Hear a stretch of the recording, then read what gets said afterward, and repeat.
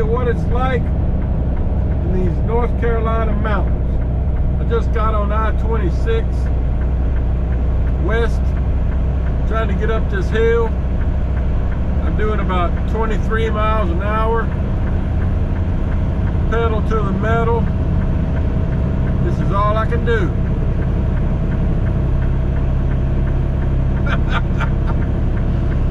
Oh, that's why I like Oklahoma so much. Oh man. Yeah, you know, we flatbedders, we get heavy loads sometimes. You know, this load is about 48,000 pounds. And yeah, it's some slow driving. Then when you get to the downside of the hill, you got to be careful not to go too fast, because then the truck wants to go 110. So I picked up this load. I did not get any footage because they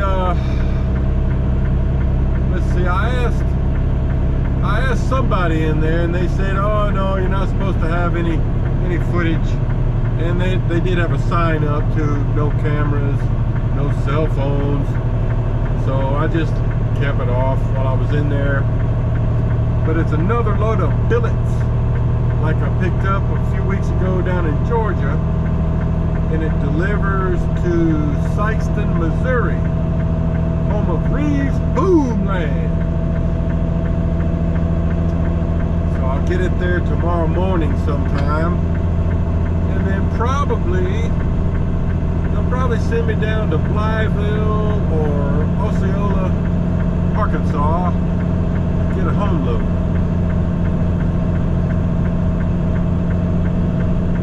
That's what I expect. I just hope I can get home tomorrow and not have to get on Saturday. So yeah, I got a rest area coming up here in about 20 miles. I'll try to stop and do a load check and maybe show you the load there.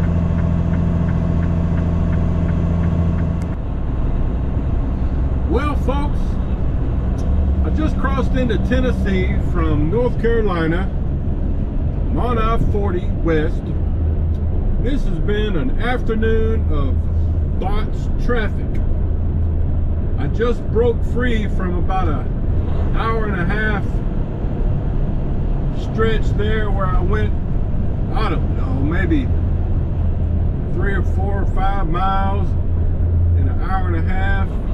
You know, they had some road construction. They've had road construction back there at a bridge on I-40 there in the mountains for many months. And so it was slow due to that anyway, but then there was 2 accidents in that little stretch of road, probably within a half a mile of each other. And I bet you 8 emergency vehicles came through. Fire trucks, state troopers, ambulances, all kinds of stuff. So, you know, and then Maverick just sent us a message over the tablet saying that I-57 from the Mississippi River, you know, when you cross from Illinois into Missouri, I'm gonna have to listen to it again, but it sounds like I-57 between the Mississippi River and I-55 is closed due to a massive accident earlier today, and it might take several hours to clean up or a couple of days. They really don't know. And that may affect me. I've got to study my delivery location. It's in Sikeston, Missouri, which is right there where I think 55 and 57 meet. So, you know, this might affect me. Anyway, it's been a rough afternoon. I've got about 2 hours of drive time left on my clock.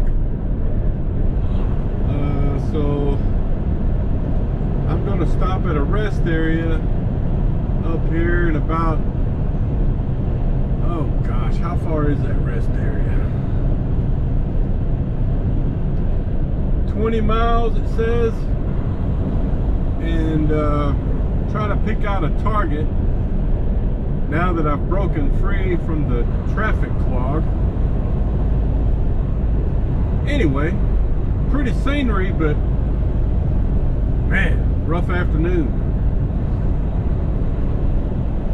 All right, more later.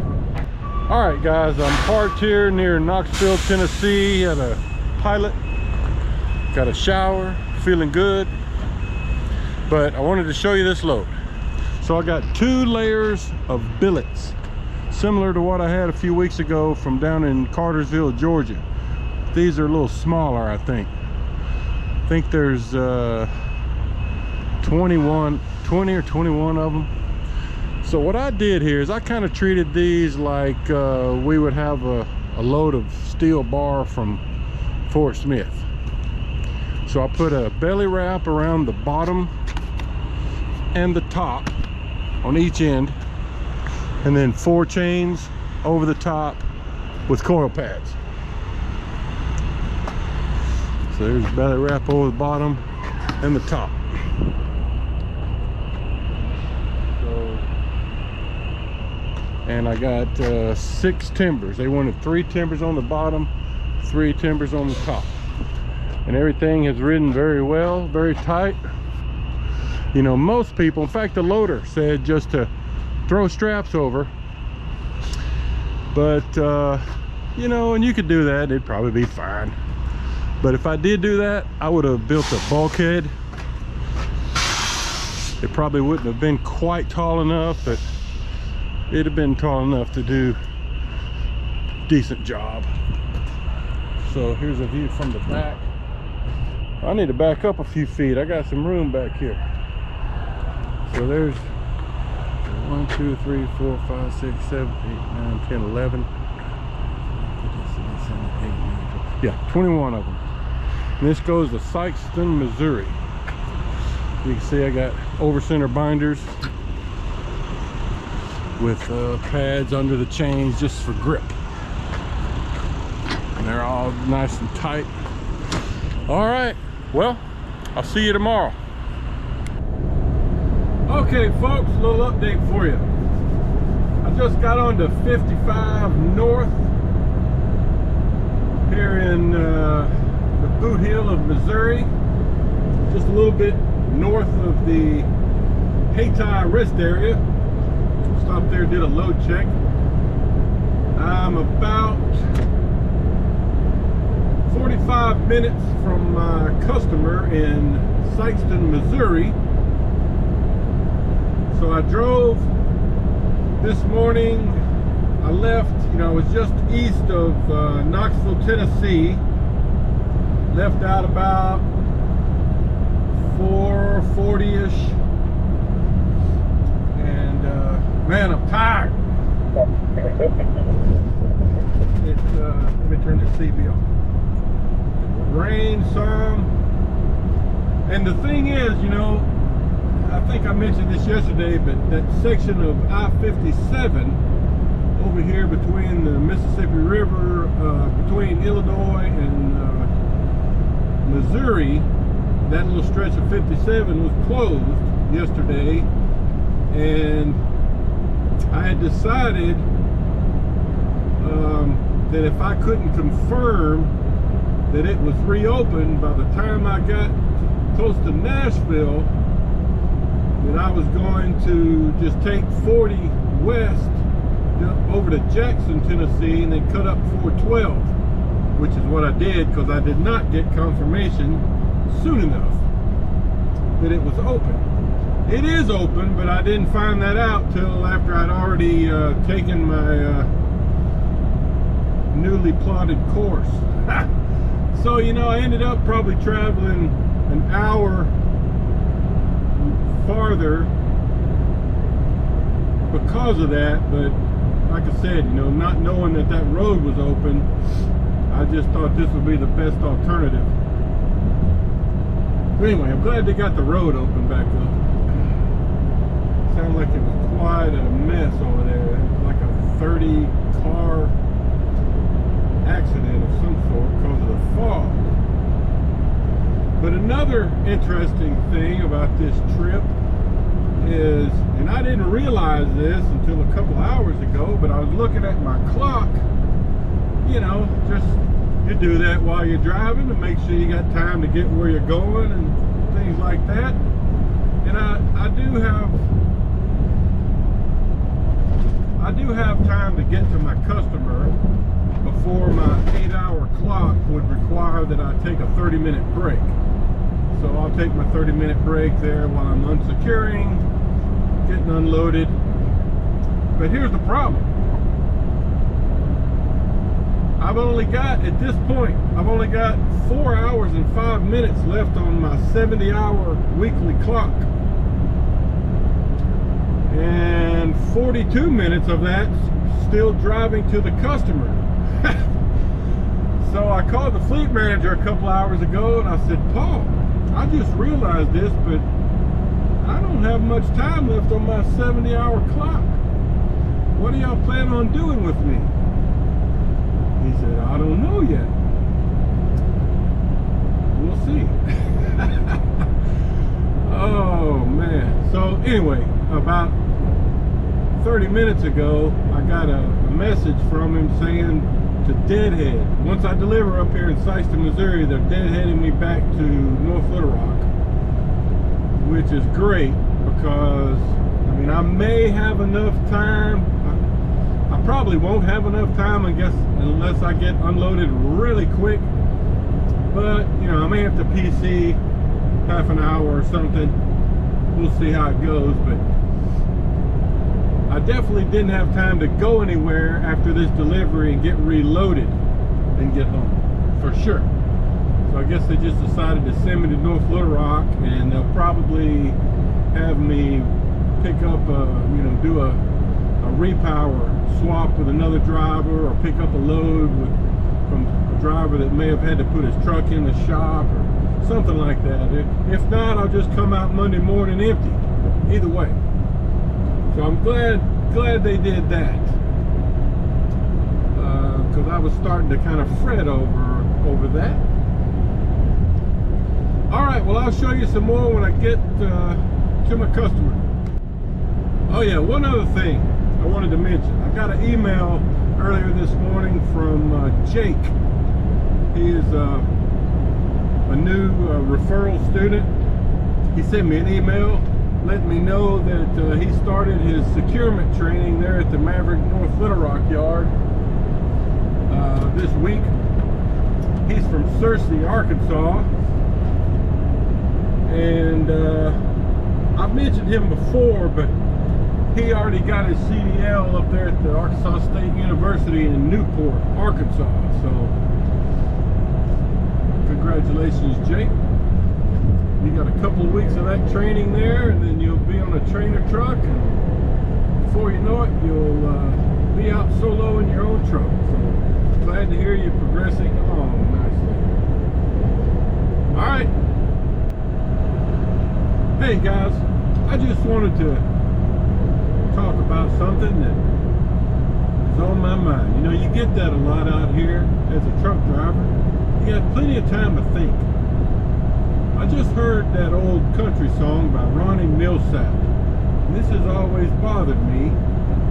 It's that song about, you know, there's a stranger in my house, somebody I can't see. Because, you know, he thinks his wife is seeing someone else. So, but I've always thought that's kind of silly. They should have had somebody else sing that song, Mickey Gillian or somebody, because Ronnie Millsap is blind. He can't see anybody.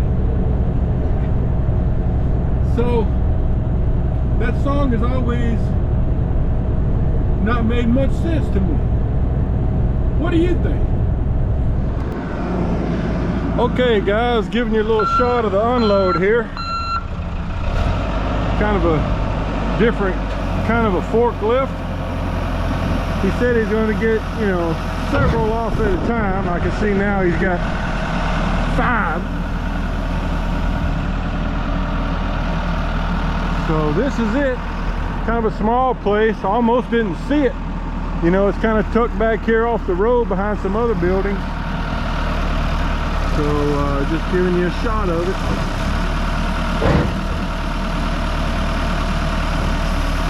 It's called Stewart Steel Car Division, it says. Alright, so that's how it goes.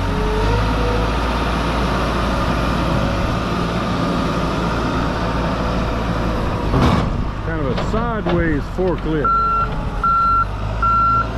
So that's kind of weird. Oh, he's going to stack them right over there. So, alright, so that's how it works. I've already got my straps and chains, binders put up, so I'll have 6 timbers to put down here when he's finished. I'll try to show you some more in a minute. Alright, just another shot from the other side. Once he grabs those 5, I'll get those 3 timbers on top put away. Pretty quick unload.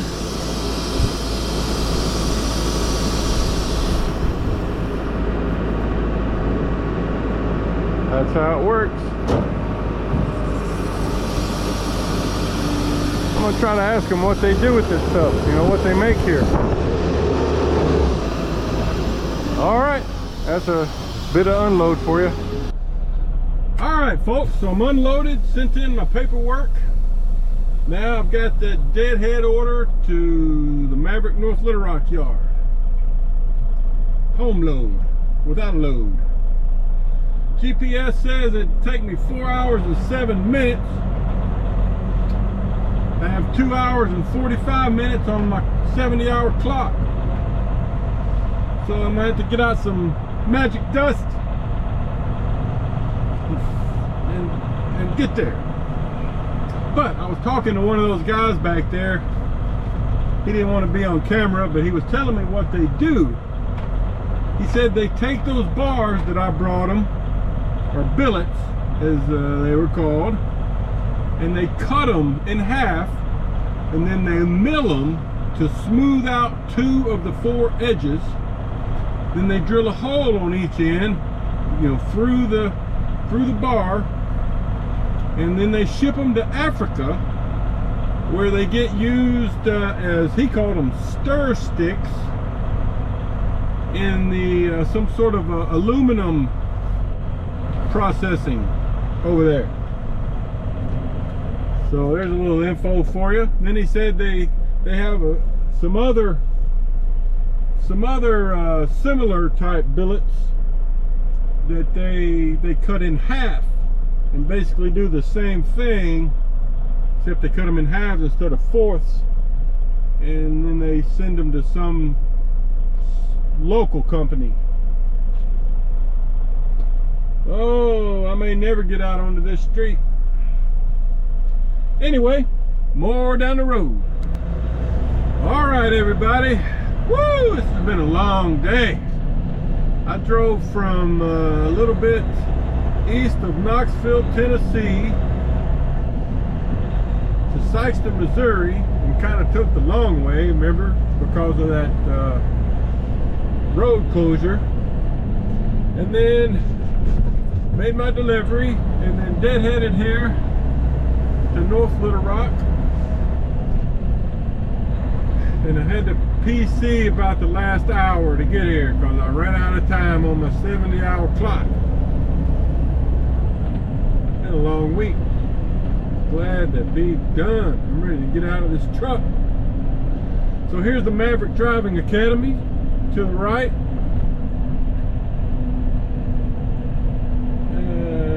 There's still some people out there. And then we're going to approach the main Maverick yard here. If you've watched a lot of my videos, you know I like to finish the week up like this. Oh, let's see if there's any parking spots left. There should be. It's Friday afternoon, about 5 p.m.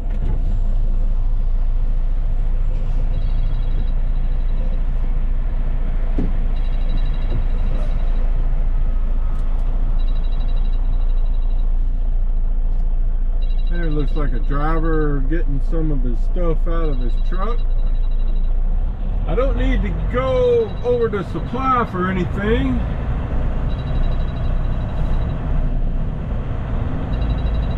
I don't need to check the truck or the trailer into the shop.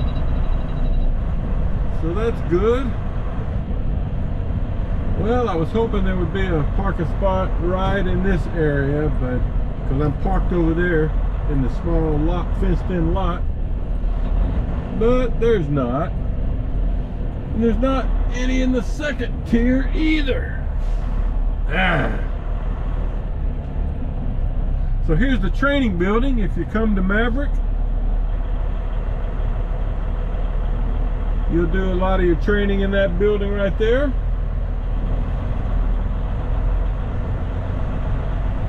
Well, looks like I'm gonna have to get on the front row.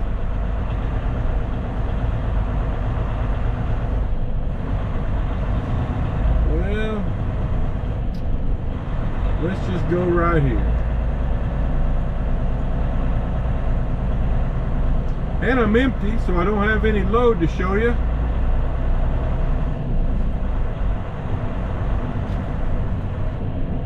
But if you'll give me a second, I will review last week's mileage and gross pay. Okay guys, let's finish things up with a review of last week's miles and gross pay.